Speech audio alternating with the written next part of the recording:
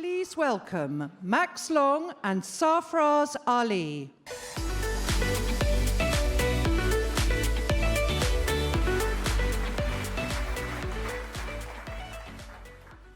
Good morning, everyone, and welcome to day 2 of Engage in London. I'm Sarfraz Ali, Vice President and General Manager of Smartsheet in EMEA. Yesterday was amazing. I was reminded at every turn of the magic that happens when the power of the Smartsheet platform is placed in the hands of change agents like you. I love feeling the energy you've brought to this conference, hearing conversations between teams, and seeing the light bulbs go on as you learned and shared with each other. I've invited Max to join me this morning to share his thoughts coming out of day 1. Max recently joined Smartsheet as President of Go-to-Market to support our growing global customer base. And like most of you, this is his first Engage. Max, welcome to day 1. Thank you. How was your first Engage going? Well, it's been absolutely fantastic. It really has. First time for me.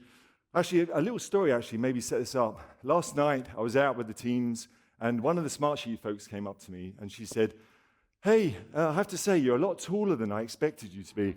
So I apologized. I said, I do apologize that I've upset you in some way. And that didn't put her off. She carried on and then said, "So you're from California. You seem to have a bit of a California glow about you, but that accent doesn't seem to be very Californian to me." And that's very true. I actually grew up in southwest London, in Kingston, if some of you know that. And it's really exciting for me to be at my first Engage after 2 months in London, in Europe, with all of you. So it's been fantastic. And the energy from day 1 and what we did with the partners the day before, with 80 of our partners in a room, it's just been unbelievable. And I went down onto the show floor, went to the booths last night, and it just, the customers, the partners, the Smartsheet folks, it's been an incredible journey for the last couple of days. It's amazing. It's great, the extent to which you've been able to connect with customers and partners. What are you hearing from them? So I'll start with my favorite story, which was, I was talking about being on the show floor last night, and one of the customers, and I won't say who she was a real fan of Smartsheet, and she said, "I've discovered it a couple of years ago. I've been using it, and then I've been evangelizing it across the organization." And she said, "I'm going to get promoted to be director of the team PMO as a result of me knowing Smartsheet." And I thought, wow, that's unbelievable. That's the sort of story I love to hear. And then a couple of other stories. I had the pleasure of listening to Caitlin from Bayer. And Caitlin had flown in from the US, and I think she's probably up the front here. There you are. And she'd had 2 hours sleep. And I was thinking, gosh, it's going to be really tough to get up and be energetic in front of the team after just 2 hours. She got up there and she went bang, bang, bang, bang. And I could just see the enthusiasm, the passion coming through. And she kept the energy going all day. It was great. And then Andreas, her colleague, talked about how we're driving change management through the whole of Bayer. And then we had John talking from Sodexo.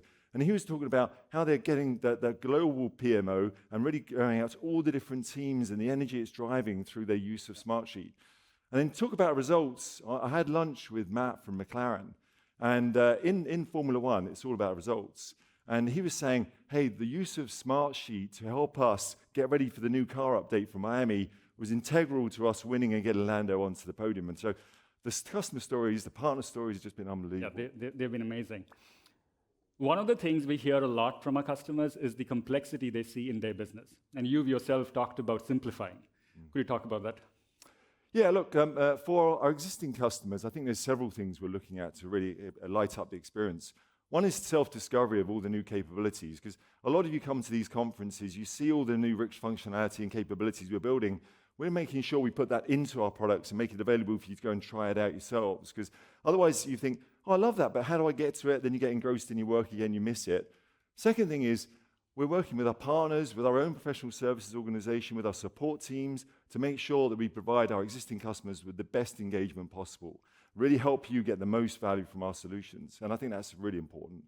And the last thing I'll say for our new customers and new contacts with existing customers who don't really know Smartsheet, you heard Mark talk about the use cases yesterday to say, hey, look, yeah, we can solve thousands of problems, and we do every single day.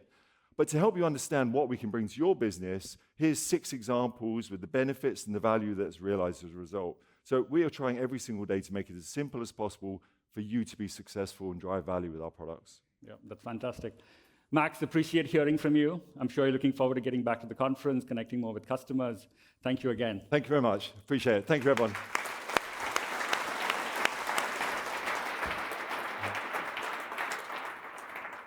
I know a lot of you help others see the value of Smartsheet, in addition to using it for your own work. You're change makers in more than one aspect of your work. Today's keynote speaker, Professor Eddie Obeng, knows something about making and managing change and how we can work smarter together. Eddie is a thought leader of our time. His widely popular TED Talk has seen over 1.7 million views. In response to our fast-changing world, Eddie took a leap of faith and founded Pentacle Business School, a virtual business school designed to help people see a simple way out of a complex world. He's also a professor of entrepreneurship at the Henley Business School. A pioneer in the field of project management, Eddie's experiences working as a project manager and line manager have given him valuable insight into what it takes to get work done. Today, Eddie will speak to the rapid pace of change and how we can work smarter together. Eddie's approach is collaborative, and so get ready to participate. Please join me in welcoming Professor Eddie Obeng.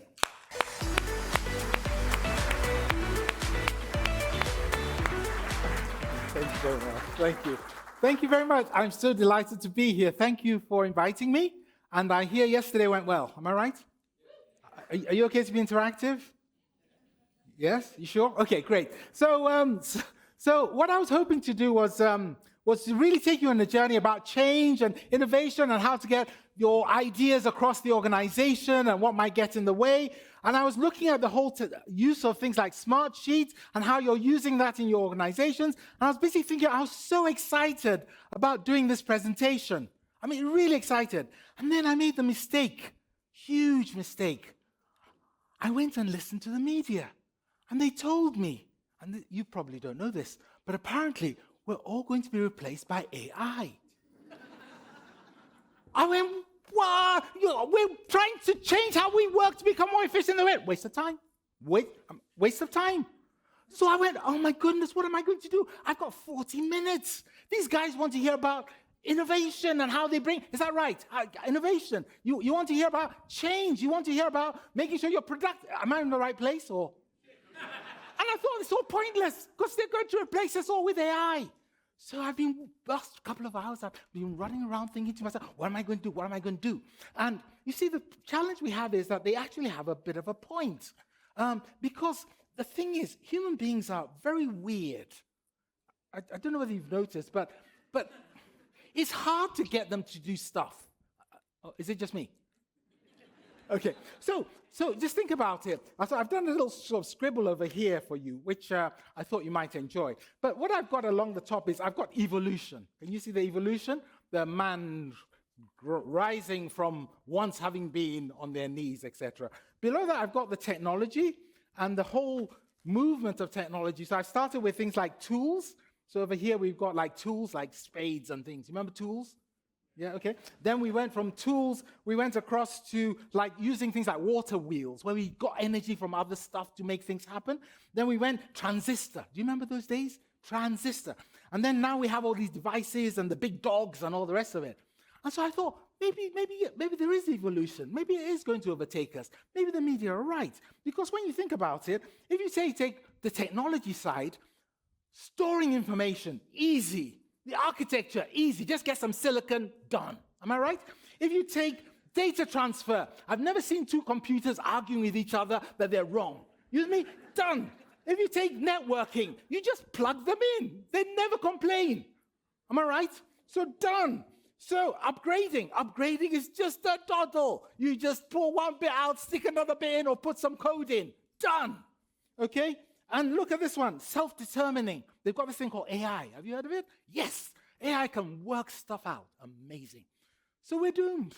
Because on the human side, when it comes to how we store information, yeah, you might have 10 petabytes in your head, but you go to a meeting and try and share it. It's not possible, is it? Okay? You might, for example, know how to get stuff done. Yes, you do, but think about the processes we use. We want to get some work done, so what do? We do things like, I must tell everyone. So I email you, you reply to him, he blind CCs her, he bumps into her. We send all these emails around, and after about 20 of them, we say to each other, we must have a meeting to discuss this, okay? But of course, we're working from home, and we're doing different things in different parts of the organization. So we have to go on a conference call of some sort, Teams, Zoom. So when they promised us Teams, do you remember they had these adverts with all these good-looking, beautiful people, well-lit? Yeah? Lovely-looking people. You'd love to talk to them all day. Then you get on the call, and it's people like me with bad lighting, and we're hiding and grim stuff. So no one's listening anyway. The people look awful. Is it just me? Okay. And so that's one of our processes. The other processes we use are things like we have these things called hierarchies. Have you come across it? Where basically you're not allowed to do anything down here unless that lot have understood and let you do it and give you money. So here's a headache. At work, unlike computers who move information at the speed of light, we use this thing called conversation talking, which is like, is it 10 kilobytes or is it 100 kilobytes per second when you're talking? I can't remember. But it's really slow. So we talk to each other. Then we have to get it all the way to the exec. And the exec are busy people. So all this information comes in. But they can't listen fast enough because they have to do PowerPoints and talk at them. And they only meet once every month. So there's this bottleneck because the computers are moving the data and the human beings are making, and I have a second point to make, etc. You see the problem? So our processes, the way we organize ourselves, the way we're distributed, even just getting together to share information, big cross there, okay? So then we're into networking, okay? So we say, you must network, and people come in and go, we've not been introduced, who are you? Etc. And anyway, we don't like that department. We never talk to them. And move on. So, and then we've got upgrading. You had to be given free food to come here to learn. But we are self-determining. We are definitely self-determining and we're autonomous. So does that mean that we're doomed? The technology is going to beat us, or worse, they're going to put it inside us and make us in some sort of transhumans? I'm not sure. I think the world on average behaves like that, but I know you guys are one step ahead because you've got the effort, energy, and passion to start to connect your work and connect your people. That's why you're here. Most of the world doesn't do that sort of thing. I teach business, I teach in a virtual campus. So I live on technology to connect people and empower them. So we're in the same sort of business, okay? When it comes to thinking, we can be creative. You've got all sorts of ideas.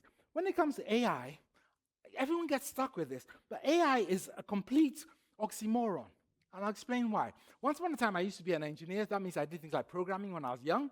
So when they talk about AI, I just hear machine learning, because we used to program those things ages ago. What happened was, all of a sudden, the computer chips, which they use for doing the calculation, you know how AI works? No one ever does. So I'll tell you quickly, okay? Artificial does not mean it's not human. Yeah?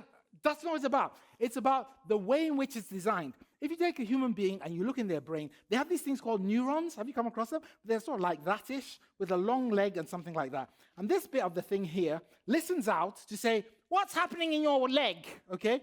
Then all these signals come in. The nucleus goes, you better move around. And so you move your little toe. Message goes down. Move toe. Done. Okay? So that's how your brain sort of does stuff.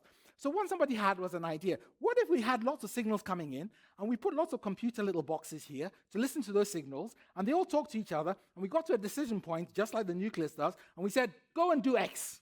That's all that AI is. It's 4x4 matrices doing calculations. There's no intelligence there. And we know there's no intelligence there because of this image I'm about to try and show you, which is this one. It doesn't even know what a hand is. How smart is that? You with me? So we are going to figure out how to turn all these things back into tools. But more importantly, we're going to take the tools we've got and we're going to supercharge them. You're going to find ways of getting everyone across the organization to engage, to want to work that way. And you're going to find ways of making Smartsheet better so it fits the human beings and not only makes them productive, not only makes them able to work together and collaborate, but also makes them joyful. Because after all, we're not just, well, you might be. I'm not just here to work. I want to have some time enjoying myself as I live on this planet. So how we bring that joy and laughter into it is going to be quite important. So that's what I'm planning to do. I'm going to talk about how to make that happen. That's my plan, to make you sort of save the humans and overcome AI and become super amazing. Okay, that's my plan. But I want to know what you want. So I'm going to give you a minute in groups of 3. Just have a quick discussion. Imagine that the session is fantastic. The next 31 minutes is brilliant. You learn everything you need to know about how to convince senior people. I don't know. You learn how to engage and connect, how to come up with new ideas. I don't know what it is. What is it which, if you learned in the next 30 minutes, would make it the best 30 minutes of the whole conference? No. The best 30 minutes of any conference you've been to? No. What you learn is so fabulous, it makes the best 30 minutes of your whole life. Okay, that's very unlikely, but it's possible. There's some really weird people out there. That's question 1. Question 2, I want you to imagine it's a disaster. It's bad. What's your greatest fear? What don't you want me to waste time on? I'm going to give you just a minute to discuss. In fact, 30 seconds, because the world's moving fast. Okay? I'll collect the first 3 hopes, the first 3 fears, and we'll build our session together collaboratively around that. Does that feel like a good plan? Okay, over to you.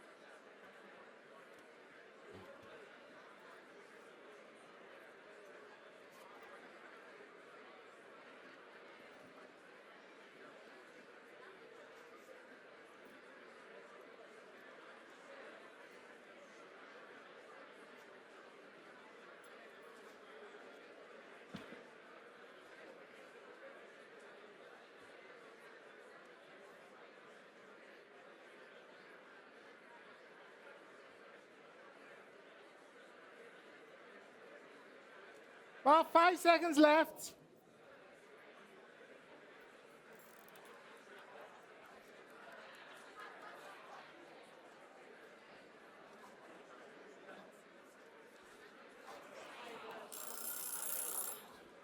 Time.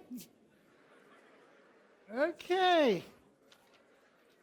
Good stuff. Let's go. So, what should we start with, the hopes or the fears? One lone voice says, hopes. We're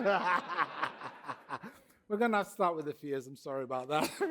Okay, so what don't you want me to waste time on? You're just going to have to shout it out. Whoever goes first wins. You don't want to talk about change management. You want it. I'm not clear with my instructions. Okay, so change management. Okay, great. Okay, but I put it on the wrong side. This is the hope side. Fears, any fears, any fears, anything we shouldn't waste our time on.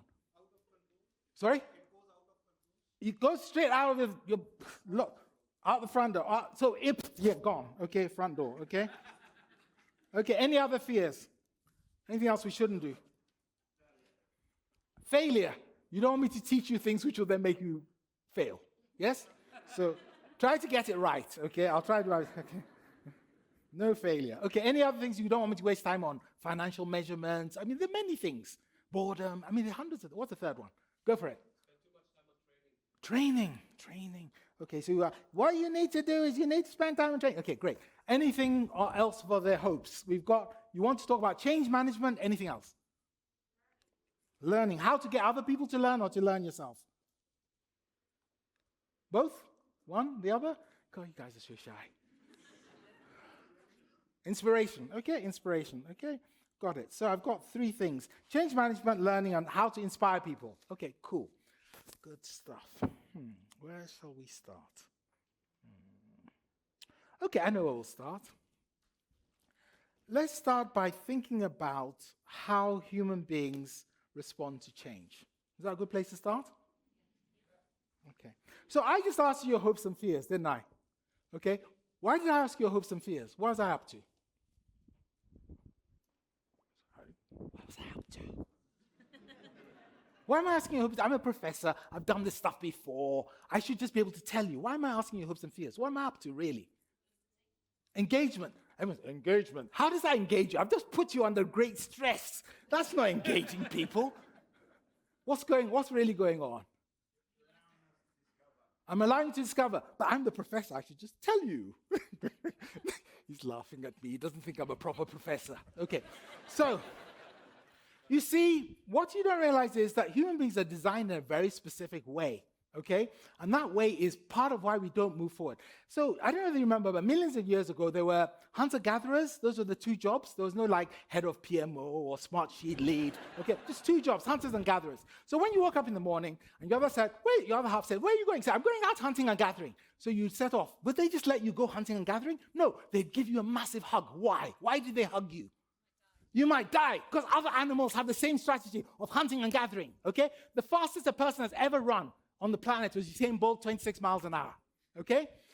Do you know how fast an average rabbit can run? 32 miles an hour. You with me? Usain Bolt can't catch a rabbit, and I bet your dog can go faster than a rabbit. You with me? You're going to get eaten. So how come we're here, top animal on the planet, eating everything else? How did it happen? When you watch Discovery Channel, they'll say, early mankind used to live in tribes together, and they used their big brains to think of opportunities, and they would communicate with their funny voices, and they could make tools with their opposable thumbs. You remember that stuff? Okay, I have to tell you all that's nonsense. Imagine we're out hunting and gathering together. Hunt and gather, hunt. Okay. You want more of an aggressive hunt and gather, don't you? Okay, we are the Smartsheet team, hunting and gathering. Come on, let's chant together. Hunt, gather, hunt. Get some passion up. Yes, okay, so we're out hunting and out of the bushes comes a saber-tooth tiger bounding towards us. What do? Stick your thumb out and go, stop. That doesn't work. What do? You run, exactly. And this, guys, is the whole challenge which we have. It's very simple. When something bad happens, you run. Quite simply, back in your brain here, there's a piece of software. It's called the amygdala. It has certain shortcut processes. When it sees a change, any change, it confuses it for danger. It literally turns the blood flow off to the front part of your brain. Blood goes off, frontal cortex goes off. Suddenly, you can't think. Then it starts to fill you with adrenaline. But before that, you feel fear. Why is fear necessary? Because fear puts you in the moment.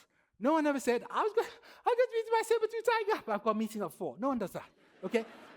So immediately that's happened, you then run full of adrenaline.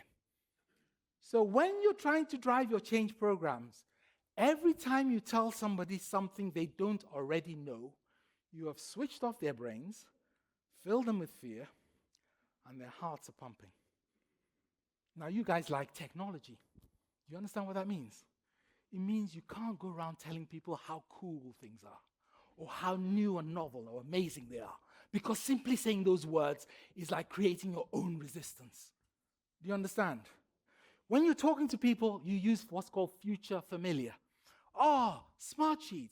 It's just like the spreadsheets you've used for 40 years. And you know that database, which you've also had for 20 years. And you know how sometimes you're in a meeting and somebody draws on the flip chart, and if you're lucky, you have a workshop and you all talk about it together. It's just like that, with the only small difference that it's all in one place, seamless, and has a great interface. Was that scary to you?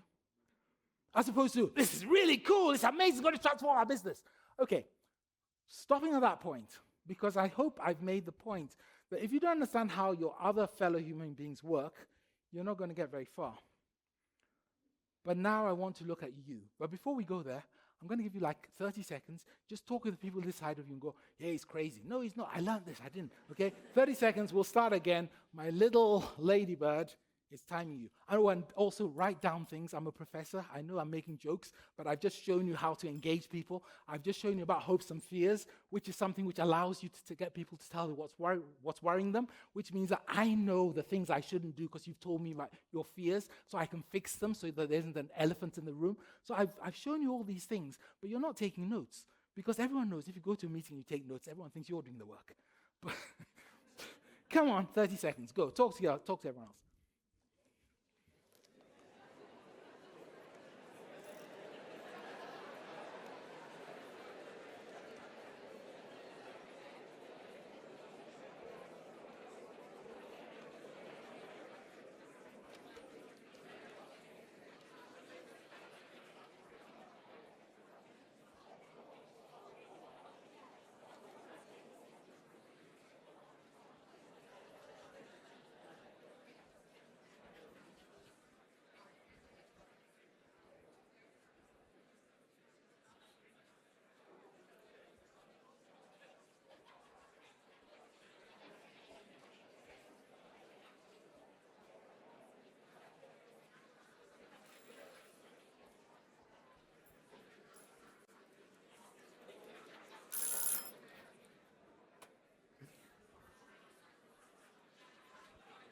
Great stuff.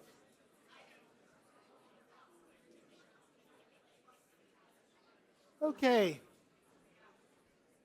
Any questions, any comments, any thoughts, any ahas? Any questions, any comments, any thoughts, any ahas? Please, yes.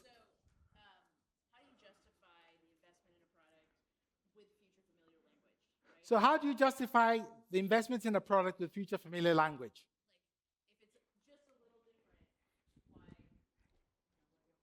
Sure, exactly. See if I can do this. Can I do this? So I'll give you another trick which you use. You don't justify it yourself. You get other people to justify it for you. Okay? So if I get a chance to show you, I will. If not, doesn't matter. But I'll explain it. So we're so trained up to have goals. Have you got goals? Objectives, those things, okay? But to have a reasonable goal, you need to know what the future looks like, and everyone else needs to understand and articulate it. Am I right? When you're doing something brand new, hand on heart, you don't have a clue, do you? You see, one of the headaches is, as the world has sped up, so if I make this now, and I make this the past, okay, and I look at how much change there is, the number of people on the planet, the amount of technology, it all does this hockey stick, doesn't it? Everyone knows that. And we know that once upon a time we used to do budgets. Why? Annual budgets, because the world might be changing that fast, but we could learn faster than the world was changing, because we knew what was coming. So that was quite flat. These days, the chances you know the end point when you start are close to zero. Am I right? Honestly, we're all friends together? Okay. So that's the first headache you've got. They don't know it, you don't know it, you're trying to justify it. So how would you do it? You don't use goals. You use what I call a gap. You go, right, guys, there is a gap. A gap is the difference between where you are and where you dream you would be. So the gap might be something along the lines of, we do not have enough energy for all the work we have to do, or our resource gets tired before they've done everything, or our costs are too high. It doesn't matter. Scribble that down, stick it in the middle of a sheet, an image, whatever it is. Then you have 3 questions you ask people around you. Question number 1. So I've been asking myself, but you can help me, if we don't fix it, what do you think will happen? And they'll burble on. Well, it'll continue to be bad, it'll be horrible, blah, blah, blah, etc. Which is a conversation. Doesn't look like a business case, does it? And then you say, but if we could fix it, what could we get? Well, we wouldn't have to do 12 times as much rework, and people will be more engaged, and blah, blah. A turnover of staff will go down. Great, okay. So you just take those 2, and while you're talking to them, you start putting numbers on it.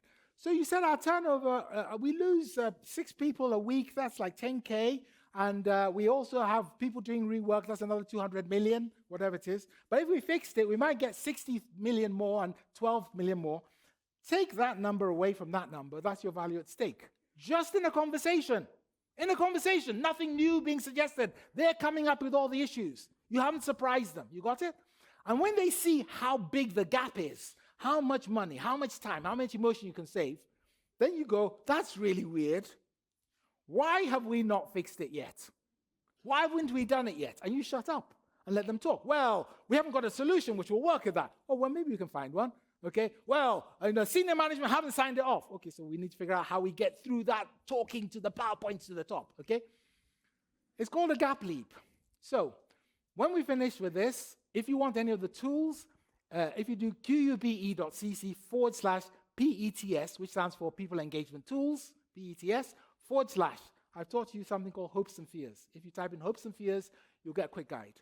If you type in future familiar, you'll get a quick guide. If you type in gap leap, you'll get a quick guide. Okay? They're very simple techniques. Was that okay? Great. Now we need to move to you. I need to do 3 things in the remaining time we have. First, get you to understand how you need to change. Second, figure out how we're going to influence other people, but I'll do a little of that, and then a lot about actually project execution, because I'm supposed to be a world expert at that, okay? So, about you. I need a good-looking volunteer. I think it's you. Come. You. No, don't look at me. Yes, you. No, come. Typical, isn't it? Hello, thank you. So, I'm going to teach you how to count to 3. Okay? I'm going to teach you how to count to 3. Everyone's laughing, okay? but we're going to do it collaboratively, okay? So what I need is everyone in pairs. So make sure you're in a pair. Maybe you have to go behind you to be in a pair. Make sure, so you and me, make sure you're in a pair. Otherwise, the next 3 minutes will be meaningless to you. Make sure you're in a pair. Talk to somebody, point to somebody. You and me, point to each other. Make sure everyone in a pair, including all the introverts. Okay. Okay, is everyone in a pair? Yes. Okay, if you said no, we didn't hear, it was too loud. Okay, so we're going to count to 3 collaboratively. It works like I say 1, he says 2, I say 3, he says 1, 2, 3, and we go really fast. So stand up and have a go. Stand up quickly and have a go. 1, Okay. 1, 2, 3, 1, 2, 3, 1, 2. You're good. They can't do it. Okay. Stop! Rubbish! Rubbish! Look, it's really simple. 1, 2, 3. Look, I'll make it easier for you. Let me make it easier for you. Easy, easy, okay? So forget the number 1. Remember, forget the number 1. Replace the number 1 with a click of the finger. So click 2, 3, click. Go as fast as you can. Go, go, go, go. No, click 2, 3. What? So I click, you say 2. Right, okay. 2, 3, 2. 3. 2. Stop! Rubbish! Look, click 2, 3. Easy. Look, can you remember the number 3? Can everyone here remember the number 3? Okay. So click, then the other person clap, then 3. Click, clap, 3. As fast as you can. Go, go, go. 3. 3. I'm already rubbish. No, click, clap. It has to go backwards and forwards. Stop! Rubbish! This team is particularly rubbish. Forget numbers. I knew numbers were too advanced for you. Forget all the numbers, okay? Forget numbers, okay? Too advanced for you. I'm so disappointed. So we're going click, then the other person goes clap, then you go jump and slap your thigh, okay? Back and forth, as fast as you can, go.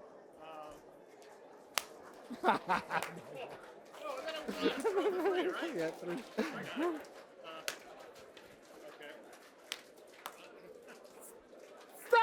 Stop! Final round. I promise, final round. Really, can you go back to doing 1, 2, 3 and see how you've improved? Let's go back to 1, 2, 3. 1, 2, 3, 1, 2, 3, 1, 2, 3, 1, 2. 3. Perfect. I did it. Applaud yourselves. Well done. You learned to count to 3. And you can sit down. And applause extra for my good-looking assistant.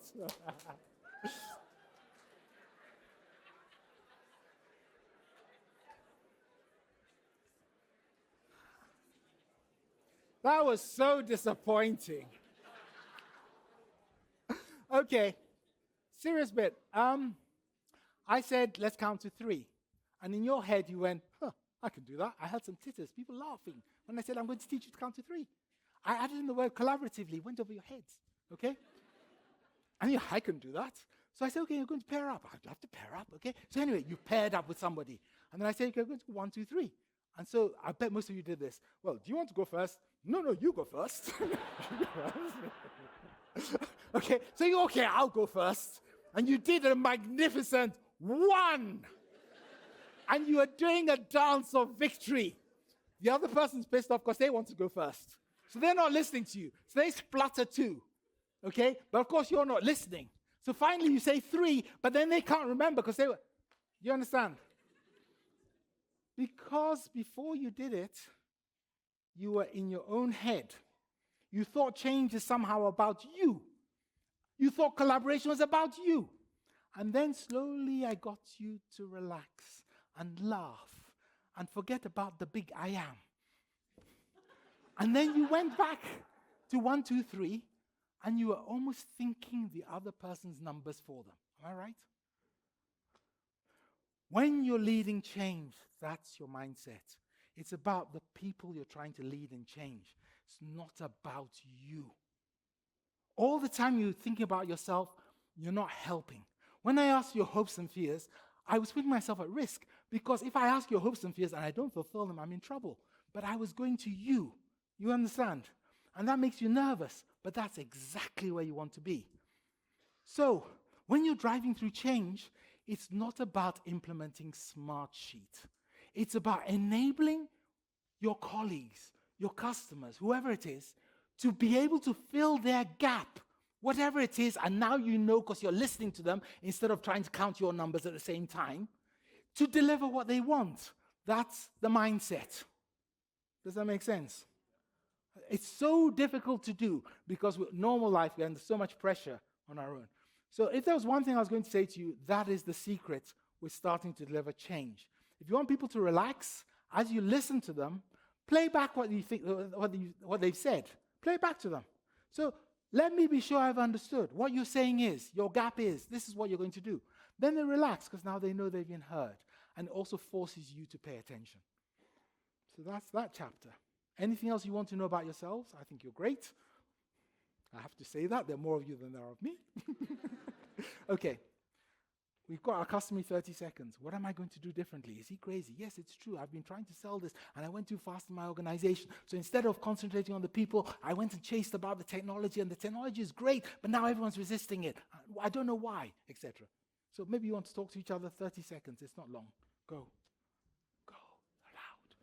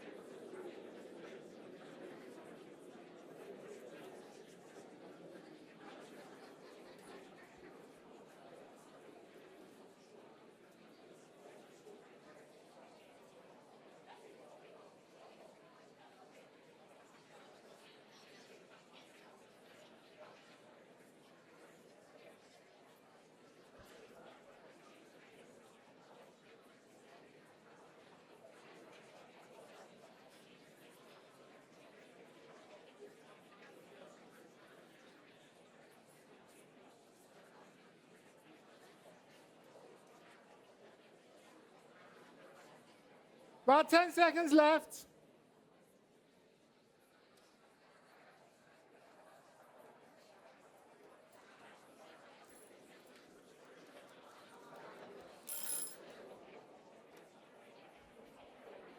Okay.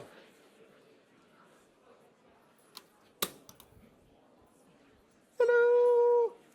Anyone there? Okay, let's go. Any questions about yourselves and being leaders? Any questions? Okay, so whilst you were doing that, I was working quite hard. So hopes and fears, that's the tool I would use, because I live in a virtual classroom. So this is the tool I put together before I met you for this session. You know, the hopes I thought would be things like this, okay? But I'm probably wrong. You didn't want any fun. And my greatest fears have come true. No interaction, no notes taken, and so on, okay? So that's hopes and fears. Future familiar, if you go and find it on the site, I can do the gap leap because it's here, okay? So the gap leap is this. The gap, the difference between where you are and where you'd like to be. Then think about what happens if you don't fix it. Think about what happens if you fix it, and why not fix it yet. That's the conversation you would have. I know future familiar is in here, but I can't remember where it is. So we'll find it soon. If I don't find it in 2 clicks, I'm just going to give up. Is that him? Yeah, that could be him. Okay, so here's future familiar, very simple. Okay, write down how you would say it. It's almost the same as, give an example, but with a very small change that, give an example, and because of that small change, it's going to be fabulous. Got it? Okay, prepare, move forward. Okay, so the people around you will always resist change because as I showed you with the saber-toothed tiger story, they've got software in their necks. There's nothing you can do about that. But when you do ask people questions like I asked you hopes and fears, you trigger a completely different piece of software. That's why you ask about the gap leap questions, because there's a second piece of software, which, have you noticed how brilliant all your own ideas are? They're wonderful, aren't they? Your ideas are brilliant. Why is that? Because they're yours, because the mechanism is really simple. This is how it works. What happens is you have an idea. There is then a piece of software in the back of your neck. This is your head. This is not Homer Simpson. This is you, okay? There, okay. Slightly above the amygdala. That software is to stop you dying of hunger because the brain burns energy 10 times faster than muscle. Dreadful thing, okay? So if you just had random nice ideas, you would starve to death. So the moment you have an idea, okay, This thing acts like a policeman says, hey, I can see you're thinking and burning energy. Take that idea and fall in love with it. Why? So you'll work really hard to turn it into more food. And this goes back millions of years. It's in your head. You can't get rid of it. So when you have an idea, you always fall in love with your own idea. So part of what you have to do is ensure the people you're engaging with have a chance to co-create what you're doing. And that, for me, always means there are two curves people could use. They can focus on the process and just do the process bit, and then move on to the task, process, people. Or they can focus on the people and then move on to the task. I really made a big step through with this from an experience with a mining company who had sunk the deepest mine ever. Amazing, okay? It was a gold mine. They found gold. Amazing. They were in trouble. Why? Because they had a couple of accidents on site. So what basically that tells you is you can focus on the task. So let's imagine the task on this axis here. Okay, task is being done, tick, tick, tick. Here's the gold. I should probably make it yellow, shining. Okay?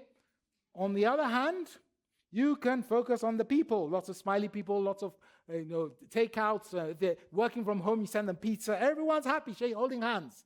Meanwhile, the work is on a little pile on the corner over there. Okay? This one tends to end up with your long list of people left behind on their backs. This is of no use, because if you don't focus on the task or the people, what's the point? This is where you're trying to get to. But you can't take the people you've upset and magically make them wake up and love you. You have to engage the people to deliver the task. So when you're engaging with people, the real question you ask yourself is, does this person understand what I'm doing, and do they agree? If the answer is yes, don't say another word to them. If the answer is no, then you need to engage them, because chances are you're just about to surprise them, and then they'll block you. Great. So I'm going to stop there with those particular things. That's another tool which I'll also scribble for you in a second. So the last thing I want to tell you about is change, because that is the biggest nightmare. I described how the world had accelerated. Oh, wrong page. I described how the world had accelerated. So the world was here, learning was here. The thing which that does to us is it messes up how change works. It used to be that all changes, we knew exactly what we were going to do, and we knew how we were going to do them. But these days, you'll find that who's got a change here where they know how they're going to do it, but they don't know what they're going to do, the outcome is going to be? Hands going up? Yeah, okay. Who's got a change here where they know what they want to achieve, but they're not sure how they'll get there? Who's got a change here where they don't know what or they don't know how, but they know they should use Smartsheet somewhere? Okay, it's a different game. This I call paint by numbers, like those little books we used to have as kids. These are completely different types of change. They're far more emotional. They're far more difficult to track through. Listening and learning become really important. So you might think you're just running a traditional project, one step to the other, but if it's very unclear, you do as if you're lost in the fog. You take one step at a time, holding hands and talking to people. Don't go too fast. If you have a goal, you do it as if you're on a quest. I know the goal, yay! But you don't just track one track. You try many things because you know the goal, so let's try everything. If you know the how, then all your effort goes into, like a film, getting the script, because you already got the cameras. So finding out what people want. So those three types of projects, I think, are quite easy to deal with as long as you pay attention and know it's not going to go directly to track. So guys, I'm going to be stopping roughly around that point. Is there anything I missed from the hopes and fears? Can you remember? Is there anything I've not covered? Have you made your notes? Oh, there you go. I can't read my own handwriting. What did I write in the hopes and fears? Yeah, I've done it all. Oh yeah, inspiration. The trick with inspiration is a very simple formula. You do something that is impossible, okay, or very hard. You make it look easy to everyone. Don't grumble, don't moan, and look as if you're enjoying yourself. When you do that, people will always be inspired and they'll always try and copy you. It's most bizarre. Try it and see. Impossible. Okay, guys, I'm going to leave you with my final joke. It's a joke I wrote years ago when I was at Ashridge. Oh, can I do 2 plugs? One, I have a new book. Buy it. It's called All Change. Okay. The second is this space which we were looking at, the Future Familian. This is CUBE. This is where I teach people. So this is one of my classrooms. So people would sit around and they can talk. It would be great if on Smartsheet you use Smartsheet in spaces like this, because you could have your colleagues there chatting to them whilst happily working away. But moved on from that. Let me leave you with my final joke. Okay, when I was at Ashridge as a young tutor, I was sent off to go and do some research to come up with a joke for one of the senior tutors. And I came up with this joke, and I hope you never heard it. It's about change and monkeys. Apparently, one of the things they did was they did an experiment where they got 5 monkeys, put them in a cage, okay, hung a banana from the ceiling, put a stepladder up. Monkeys like bananas. Guess what happened? They started climbing, going for the banana. Of course they did, okay? So what then happens? The researchers took a hose with cold water, hosed the lead monkey, hosed all the others, even the ones who hadn't moved, okay? So they're all sitting there shivering. So what do? Finally, they warm up, and they start going for the banana again, okay? Same thing, hose the lead one, hose all the others, even the ones who haven't moved at all, okay? So shivering. At that point, you take one of the monkeys out, replace them with a brand new monkey. Brand new monkey comes walking in, sees the banana, sees these monkeys who aren't going for the banana, goes, opportunity, I'm going for this. So he starts to climb, okay? At which point they all jump on him and beat him up. Because they're smart, they don't want to get wet. They've worked it out. So he's sitting there beaten up and really disgruntled, okay? Bring in another new monkey, take out one of the original monkeys. New monkey comes in, sees all the others sitting there, starts to climb. They all jump on him and beat him up, including the other new monkey, who joins in enthusiastically, even though he has no clue why. You can take all the original monkeys out, and you'll end up with 5 monkeys who have never been wet, staring at the banana, drooling. And if you say to them, look, you could implement Smartsheet and make your life fantastic. Why don't you do it? They say, oh, you don't understand, Eddie. We've always done things here this way. Thank you. I'm going to leave you with that last joke, so thank you very much. Enjoy the rest of the conference. Learn and work hard for day 2. Thank you very much. Thank you very much. Thanks. That's wonderful.